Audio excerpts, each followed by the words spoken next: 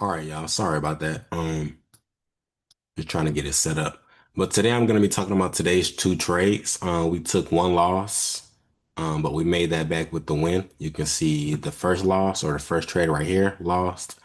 Then you can see the second trade, did what I thought the first was going to do, right?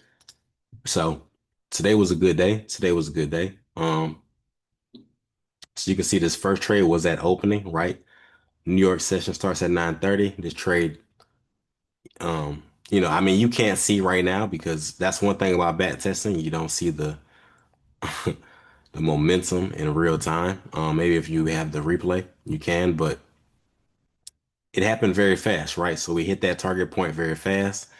It simply was not the target point, right? It created a target point or the area in the market, right? Came back later, broke it, and then sold off, right? You can see right here. This is how it looked in real time, right? So you can see in real time, it looks a lot different than right now, right? So look at it. It would be this candle right here. You see? So that's why it's very important, right? When you guys trade, when you're back testing, to actually get in these markets, right? Because back testing does not tell the whole story. And unless you took place, right, in the markets in real time, you're not going to get that experience. And I feel like that's where a lot of people mess up as far as trading, right? Because all they do is back test. They're not trading that pair during the session or during the time, right? So they're not seeing how those candles are forming in real time, right? You see, this is 931. You can see that candle. That's a strong selling candle, right? With looks like it's breaking a point, right? So that's real time. So that's why it's very important you guys get those real hours, right? I don't want to deviate from what this call is about, but it's very important when you're starting off that you're getting those valuable hours in the market, real time trading, real. I'm not gonna say real account. I use the real account. You can use a demo, but it's nothing like that. Those real hours with real money on the line, right? Um, but yeah, man, back to these calls. So right, so the first one lost. It was a bigger loss, right? Usually it's about 350 pips. I kind of held it a little bit, so 400 pips. But like I said, we made that back with this one, right? So you can see right here. And a lot cleaner setup, right? A lot cleaner setup, right? You have this buying candle, and this is at 10:30. This is at, excuse me, this is at 10:19, right? A lot cleaner setup than right here, right? It's like you guys saw in the previous one. This candle was red. It was a strong selling candle in real time, right? You have up here what looks to be rejection, right? Also, it had this zone right here, which it looks like it formed a rejection, but this is a lot cleaner, right? This is a lot cleaner. So if you go back and you back test, right, you can see why you shouldn't have done certain things, even though in real time, right, that looked very clear, very valid, but it was not A1 setup, right? This would be a more of an A1 setup, or this would be I would say a B setup. This would be a higher probability setup. This one right here would have been just going off of, what was happening before. You had to buy up in the previous session, then it brought up in Asian session, right? So it looked like it had kind of, reached the point in the market of rejection, right? So it looked like it was going to fall down. Buying power kind of kind of windowed down. Um, but it wasn't this clean, right? It wasn't this clean. So the goal in the trading, and this is what a lot of people say. Sorry about that. But this is what a lot of people say, right? It's not about the quantity, it's about the quality, right? So if I wouldn't have traded that first setup just going off of quality, I would have traded the second one, right? We would have saw the end results, right? It would have been no loss, straight profit. But regardless, a win's a win on the day, profit is profit. So, you just want to, recognize those things so you can do better in the future, right? But yeah, so that's pretty much what we saw yesterday, right? This is the point of the market. It kind of looks like it created a supply and a demand zone, right? Um, this week is still pretty early, right? It is about to be Wednesday, but you can see where price is.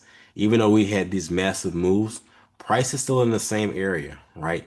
So you have to kind of pay attention and see what is it going to do in the bigger scheme of things. If price is in the same position or price is in the same area, that would mean it's probably setting up for something else, right? And that's another part of back testing, right? You also want to see what the market is doing so you can be prepared for it. Even though you react to the market, you want to know what it's doing or get a glimpse of what it's doing so you can be prepared, right? You see on the 4 hour, you go to the day, right? So it looks like we could be coming down, right? If I'm looking on the higher time frames, right? We could be coming down, we could be going up, right? Either or is valid, right? But as where we stand right now, we probably are going down this week, right? So we're probably going to this area, looking to get into this area this week. So 5,000 down. That's just how it's looking right now, right? Now, things could change, but as far as what I'm seeing from the market, we're probably going to go down, right? You even go to the week and it could be down. But that's kind of tricky because this is August and the start of the month usually does buy up. So, even though I said it could buy down, I mean, I said it could sell down, it could also buy up, right? Um, but that's just things to just keep your awareness open, right? Obviously, we're day traders, we're trading what the market is doing, we're not trading predictions. So, all of that is invalid until it happens, right? You just want to kind of um, still get your visual of what the market is doing and what's happening in the market because that's how you can understand things, right? That's how you can kind of flow with that buy and then flow with that sell, right? You kind of see what the market is doing. You see, um, you know, things that are setting up on these higher time frames, right? And that's also going to lead you to hold trades so you can catch more pips, right? But yeah, so I feel like I was rambling there, but that's pretty much today, man. So like I said, two trades, one loss, one win. The win definitely outweighed the loss, right? Because like I said before, it doesn't matter what you do, right? Even though this lined up, the market can still do whatever it's going to do. So that first sale, I thought that was going to be all of this, which was the second, right? But I analyzed what happened in real time right after that loss, right? And came back 919, I mean 1019. We got in the sell again because this was a lot cleaner setup, right? We had the rejection right there,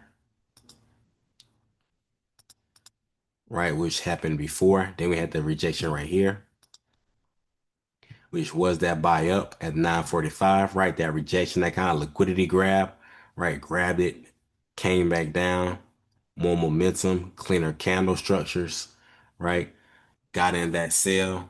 And yeah, so the ability to react in the market and to, put aside your emotions is going to be the difference between you losing for the day and winning for the day, right? Or even losing for the week and winning for the week, right? That's always going to be the biggest difference between your P&L, right? If you have the ability to disconnect from the money, if you have that ability to disconnect um in real time and slow your brain down and process what's going on and react, that's going to be the difference between you being a profitable trader and just sitting in front of your screen. But I hope this kind of helped you guys. I feel like I was rambling earlier, but it was important stuff. But I feel like I just kind of got off topic a little bit. But yeah, man. So another good day. Another good day. Drop comments in the video below or in the comments below, comment section below. Let me know if this was a helpful video. Let me know if it wasn't. Let me know as well, and I can come back and I can, tailor to that. I can add things that you guys may want to see or hear. But also tell me what you guys want to see because I feel like that works a lot better too. Like even with my group, I ask them sometimes, what do y'all need more work on, right? And that allows me to have a more cleaner breakdown of what's going on, right? Because I know exactly what you need help on, so I can break it down a lot smaller or a lot I could put more time into it. But yeah, man, so hope this call helped you guys. Let me know in the comment section below if you liked it, if you didn't, what you want to hear, what you want to see, things like that. And Hey, see you guys at the top because the bottom is not an option. Continue to follow the journey, and if you haven't started yourself, man, go ahead and start it, man. Go ahead and start it. See you guys.